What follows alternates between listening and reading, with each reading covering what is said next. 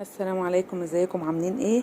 النهارده اليوم بتاعنا بقى. بصوا يعني قلبت لهم عربيه كبده، عربيه كبده من اللي هي بتقف في الشارع دي. انا قلبتها لهم في البيت، اللي هي الكبده والسجق. اهو السجق اهو، جايبه سجق بلدي من عند الجزار، وجايبه كبده، وجبت فلفل رومي وفلفل من الحامي اهو. حامي ده يدي النكهه بتاعت الحرقيه بس. ودي بصل وطماطم، وهنشوف بقى دلوقتي انا هعملهم ازاي.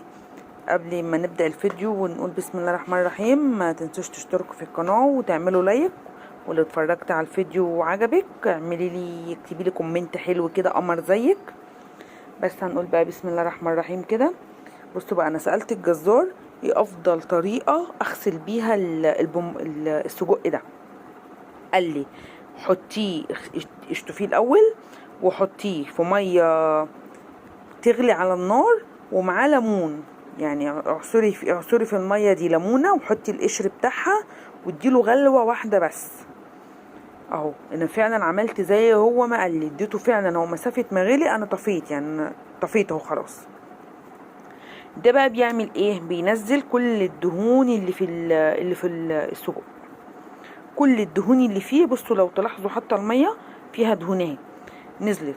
بصوا اهو بقى بعد ما طلع اهو. هحضر بقى الحاجه اللي انا هعملها بيه. ادي بصوا عمل ازاي.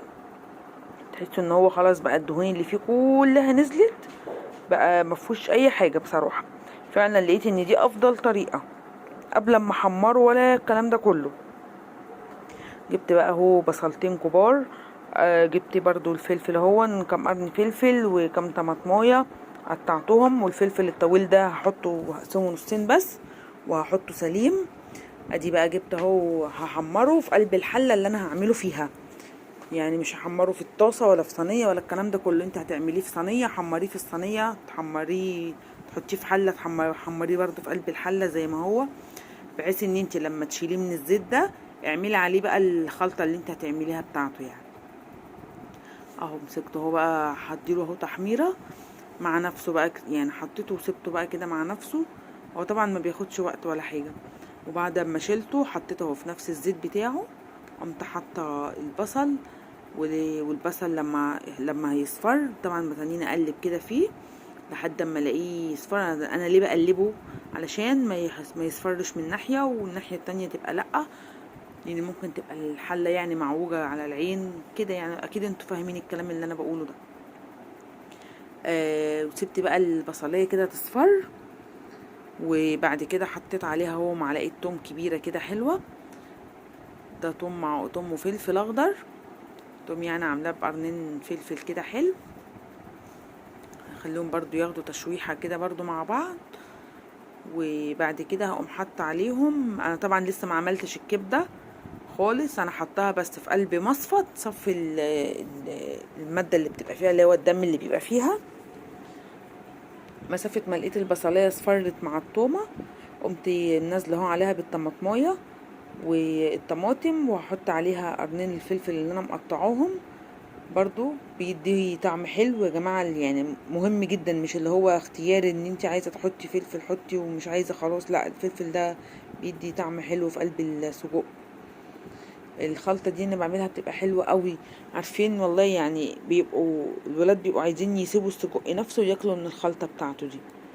وحطيت بقى اهو القرنين الفلفل الحراق، ووطيت عليها النار وسبتها. قلت عشان تدبل شوية، عشان ما تبقاش القوطة مصحصحة كده ولا باينة في قلبي. سبتها تدبل شوية، وبعد كده هقوم نازلة عليها بالسجق اهو. ياخد ايه غلوة كده، غلوتين مع بعض يعني، او غلوة، هي غلوة واحدة كفاية قوي. انا طبعا مدياله سلقة قبل كده فهو مش هياخد حاجة يعني. حقيقه بقى تحطي بقى التوابل بتاعتك، يعني اللي انت عايزة تحطيه. حطيت ملح وفلفل اسمر وتوابل كده يعني.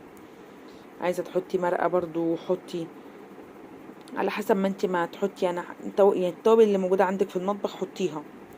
وانا كان عندي بقى اهو بطاطس من الفطار، قمت حطاها برضو. عايزه اقول لكم كان طعمها احلى من السجق نفسه. والله كانت شاربه بقى من الخلطه بتاعته دهيا، كانت طعمها تحفه. يعني انت لو ما عندكيش بطاطس كده باقيه من فطار ولا اكل ولا اي حاجه، انت قشري بطاطسيه وحطيها عليه هتديلك طعم رهيب. مسكته بقى هنا قلته على العين التانية ياخد غلوه كده، وجبت عين اهو، جبت حله وحطيت فيها برضو فلفل رومي، وادي الفلفل الحراق اللي هو بيدي النكهه الحرقيه. بس فعشان اعمل الكبده، انا هعمل كبده اسكندراني اللي هي ما بيبقاش عليها بصل خالص، هي بالفلفل بس. اهو الكبده انا طبعا حطاها في قلب المصفى تصفي اللي فيها، وبعد ما بتصفي بقوم عصره عليها ليمون. قبل ما بحطها في الحله زي كده بقوم عصره عليها الليمون، عشان يعني ما بيبقاش فيها زفاره خالص لما بتعصرها. ما تحطيش خل، لان الخل بيهريها، تحس ان هي اتهرت كده ما بتبقاش لطيفه.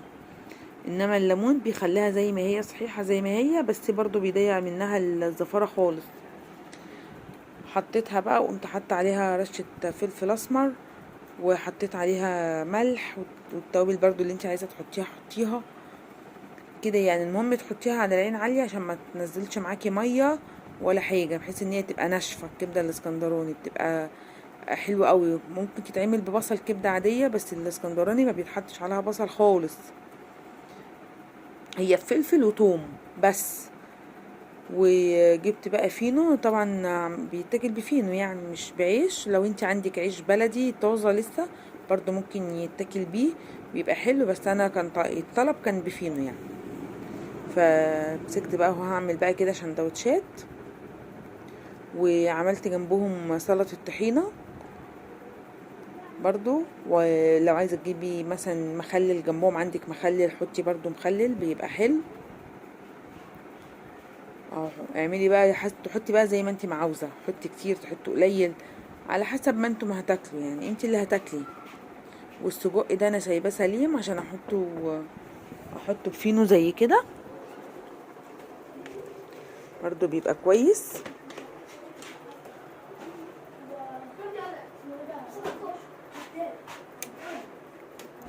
بس بقى مسكت كده عملت لهم سندوتشات